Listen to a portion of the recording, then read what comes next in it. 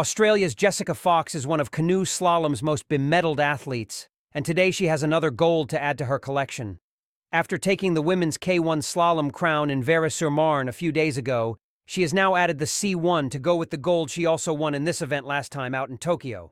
She completes the course with 2 penalty seconds, totaling 101.06, 2.48 seconds ahead of silver medalist Elena Lilik of Germany. Evy Leifbarth of USA wins bronze.